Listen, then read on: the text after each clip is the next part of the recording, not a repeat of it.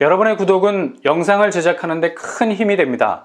영상을 보시기 전에 구독과 좋아요 꼭 부탁드리겠습니다. 아울러 회원이 되시기를 원하시는 분들은 유튜브 채널 홈피 구독 옆에 있는 가입 버튼을 눌러주시기 바랍니다.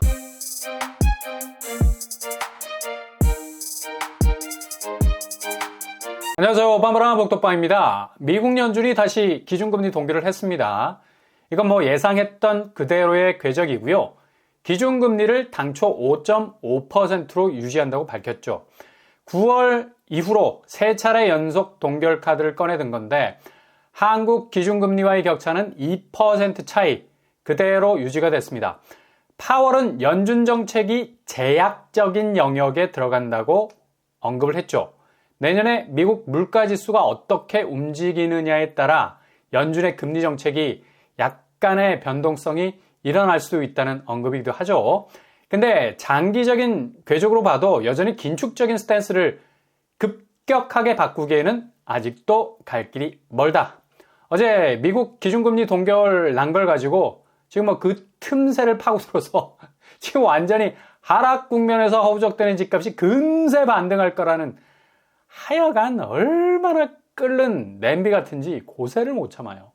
그만큼 지금 손해가 이만저만이 아니거든. 집값이 빨리 다른 궤적으로 움직여줘야 지금 빵꾸난 원금 이자 때려붓고 있는 거 만회할 수 있을 일말의 지푸라기도 잡아야 하니 엄청난 지금 심리적인 갈라치기를 하고 있습니다. 설거지 해줄 사람을 찾고 있기 때문에 근데 이거 절대로 혹해서는 안 되죠. 지금 한국 집값은 미국 기준금리와는 이미 오래전에 결별 수준이었습니다. 아무리 미국 기준금리가 변화를 보이는 일이 일어난다 해도 한국 부동산은 이미 사방에 깔린 지뢰밭 같은 악재들이 가장 근거리에서 한 번에 꽝 하고 터질 수밖에 없는 역대 최악의 부동산 위기에 직면해 있기 때문입니다. 이걸 자꾸 손바닥 하나로 가리려 하는데 그런다고 그런 네거티브 요소들이 그냥 눈앞에서 사라지는 것도 아니고요. 어제 송파구 집값도 한번 출렁거렸죠. 바로 파크리오. 이번 주 하락의 포인트를 다시 찍게 됐고요. 고점 25억 대비 18억에 거래가 됐습니다. 물론 2층이라는 저층 핸디캡이 있는 곳이지만 송파 쪽은 강남 3구 입지를 가지고 있어서 저층, 고층 가릴 게 별로 없죠. 6억 6천이나 하락을 했습니다. 26% 낙폭을 보이고 있는데요. 대체로 12월 실거래가에서 하락 추세를 확실히 찍고 있는 곳들이 특히 송파구 쪽 아파트들 그리고 그 낙폭의 두께는 계속해서 두꺼워지고 있다는 사실. 결국 국내 부동산 자체의 악재는 거의 족쇄에 가깝게 지금 실거래 현장을 계속해서 묶어두고 있는 추세로 이어지고 있는 상황이고요. 특히 건설사와 연관된 부동산 PF 문제가 가장 큰 직격탄이 될 것으로 예상이 됩니다. 업계에서도 그래도 탄탄하다는 평가를 받아온 SGC 이테크 건설이 3분기 말 미수금이 3,300억으로 50% 이상 불어나고 있다는 소식이 전해지고 있죠. 1년도 안 된 기간 동안 1,000억 이상 증가한 추세인데 이렇게 건설사 쪽에 손실액이 눈덩이처럼 불어나기 시작하면 감당이 불감당이라 당연히 분양 보증 사고가 발생할 수밖에 없는 건데 올해 1월에서 12월까지 터져버린 분양 보증 사고 액수는 거의 수직 이륙을 하는 것만큼 급속도로 증가하고 있는 추세죠. 7,500억 원에 가까운데요. 분양 보증은 한마디로 건설사가 분양을 통해서 수익을 창출하지 못하고 그냥 중간에서 스탑이 되어버리는 사태인데 그냥 거기 분양받은 예비 입주자들은 눈앞에서 집이 날아가 버리는 겁니다. 이건 당연히 부동산 PF와 뗄래야 뗄 수 없는 관계를 가질 수밖에 없고요. 자금 경색이 당연히 일어나게 되는 수순으로 가게 되면 그냥 한 방에 골로 갈 수 있는 금융권마저도 흔들흔들 할 수 있는 아사리판이 될 수밖에 없는 거죠. 지금 분양보증 사고가 11년 만에 최대치로 치솟고 있고요.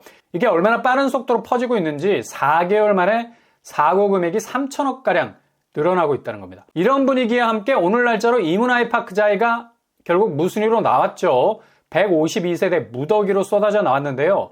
예비 당첨자들 돌리고 하다가 결국 줍줍으로 내놨는데 역시 분양가가 부담스럽기는 매한가지. 중요한 건 5구제곱, 8사제곱, 9구제곱에 이르기까지 모든 평형에서 계약 취소분이 나온 건데요. 152세대. 어찌 보면 한 방에 털어낼 수 있는 물량으로 보일 수도 있는데 대체로 3단지에 몰려있는 물량으로 보인다고 하죠. 3단지 쪽이 조금은 입지적으로 불리한 면이 없지 않아 있는 곳이라 말할 수 있겠습니다. 한 방에 모든 계약을 완료할 것이라는 예상과는 달리 역시 지금 분양시장은 이문 아이파크자이와 같이 서울에서의 매머드급 단지도 완파는 버거운 분위기로 가고 있는 것이 분명하죠. 그러니 건설사들이 특히 중견건설사들 자금 경색이 여기저기서 터질 수밖에 없는 겁니다. 이게 내년 한국 부동산 시장의 본질을 완전히 뽀개버릴 대변수가 될 수 있는 거고요. 미국 기준금리를 생각하면서 안배했던 시절이 그리울 정도죠.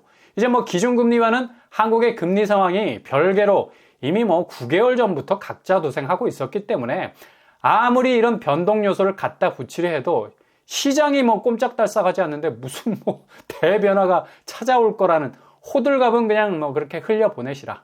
우리는 세계 금리 자체가 5%까지 치솟는 상황에서 거꾸로 금리를 내려서 저공비행으로 가지 않았습니까?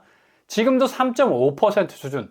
이제 뭐 미국이 양적 완화를 통해서 금리 궤적을 바꾸려는 상황이 와도 여기에 부응할 수 있는 꼼짝도 못할 수밖에 없는 금리 위험 요소. 그러니까 한국은행이 제일 딜레마에 빠질 수밖에 없는 이러지도 저러지도 못하는 부동산 PF 문제를 떠안고 있기 때문에 결국엔 다른 나라에서 양적 완화의 분위기가 조성이 된다 해도 우리는 쉐리 댄스 같이 춤을 덩달아 추지 못하는 아주 어려운 상황에 처해 있다는 얘기고요. 일단 경제 성장률 자체가 1% 내에 묶여 있기 때문에 성장판이 닫힌 극도의 경기 침체 속에서 어떻게 부동산 집값 자체가 다시 탄력성을 회복할 수 있겠습니까?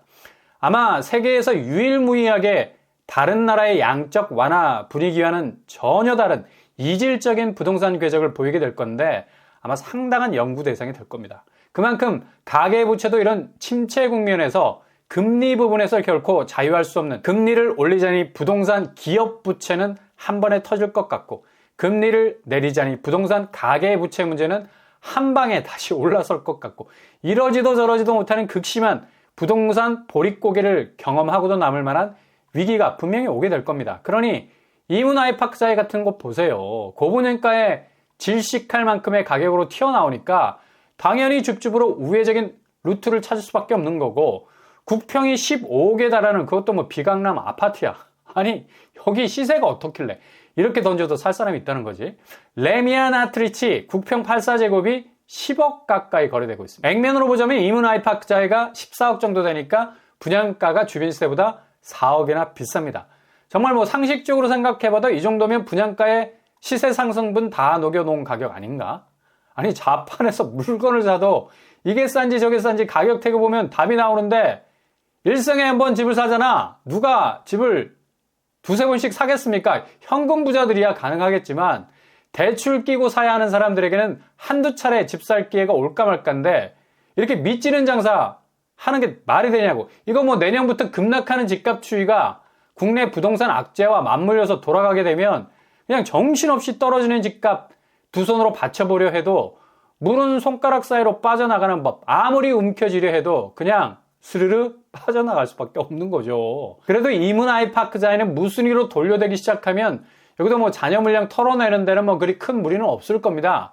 그냥 아무 생각 없이 끝없는 전진을 하는 징기스칸의 부동산 후예들이 투자라는 깃발 아래 진격을 할 것이기 때문에 오히려 건설사 입장에서는 무순위로 내놓을 수 있는 게 한숨 돌리는 일이 될 거고요.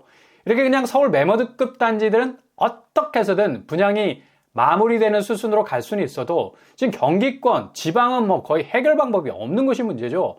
최근에 분양을 마친 인천 왕길역 푸르지오 1400세대 고집이 690명이 지원을 한 것으로 엄청난 부진에 빠지게 됐고요. 정말 뭐 이 정도 미분양이라면 머리를 싸맬 만한 부진으로 볼 수가 있죠. 상당히 미분양을 털어내기 위한 고민이 한 짐이 될 겁니다. 그리고 서울에서 마감을 지은 소규모 단지 삼익더 랩소디 가점이 나왔는데 최저가 30점, 최고가 44점. 45세대 모집에 104명이 지원을 한 결과인데 여기도 최종 계약률이 위태위태해 보이고요. 부산으로 가보면 재물포역, 파크매종 역시도 411세대, 아주 작은 소규모죠. 근데도 129명밖에 지원을 하지 않았습니다. 여기도 그냥 고질적인 악성 미분양으로 진행이 될 가능성 높습니다. 이렇게 건설사들이 고심 끝에 내놓은 분양단지들이 거의 뭐 10이면 9 정도가 퍽퍽 나가 떨어지는 경우가 다반사.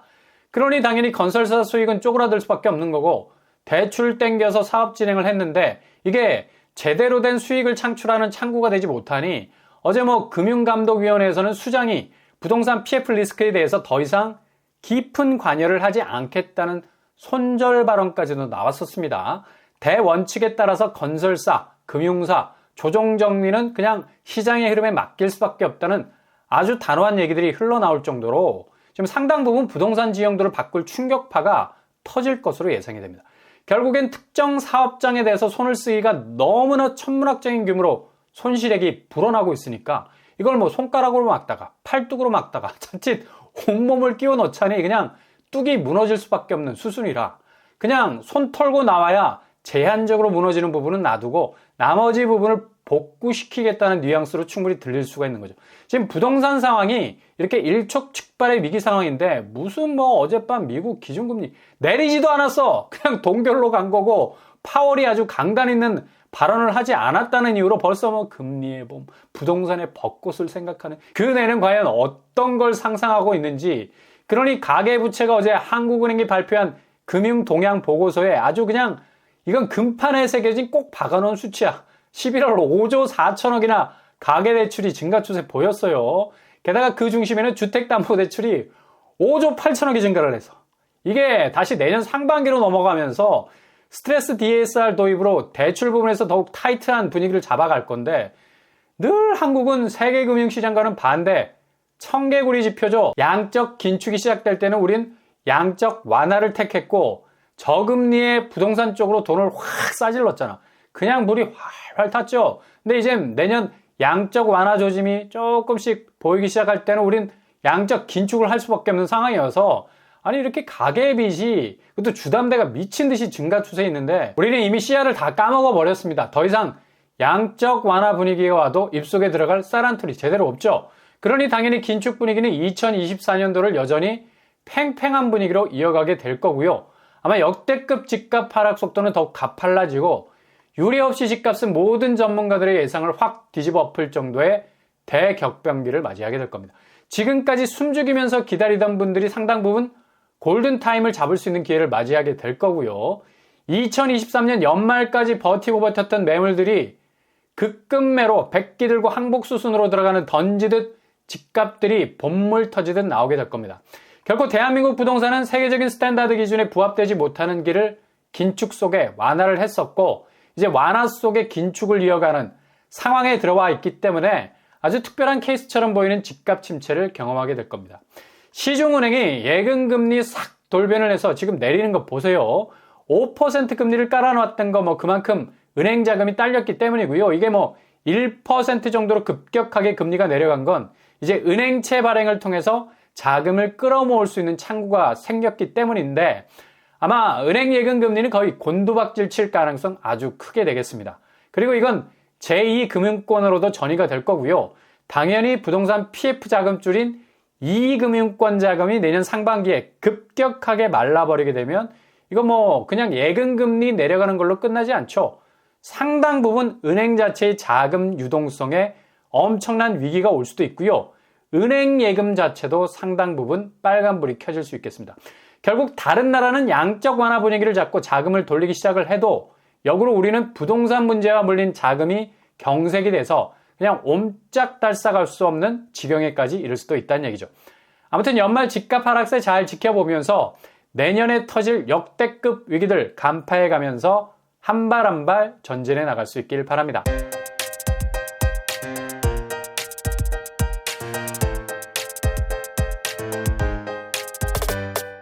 오늘의 부동산 캐릭터죠. 한국은 지금 금리 부분이 청개구리 스탠스죠. 작년 모든 나라는 긴축에 들어갔을 때 우리는 시중금리 낮추고 완화로 갔었고요.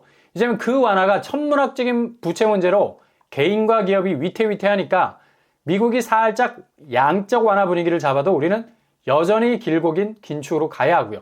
결국 부동산에서 작은 폭탄이 터질 일이 한두 곳이 아니기 때문에 당국에서도 손절할 만큼의 파이가 커져버린 부분 분명히 있습니다. 결국 집값은 상당 부분 엄청난 충격을 맞이하게 될 것으로 보입니다. 잘 판단하셔서 골든타임 잡을 수 있길 바랍니다. 오늘도 응원합니다. 여러분의 길이 꽃길만 되실 수 있길 바랍니다. 이상으로 뻔뻔한 복덕방을 마치겠습니다. 구독과 좋아요 부탁드립니다. 감사합니다.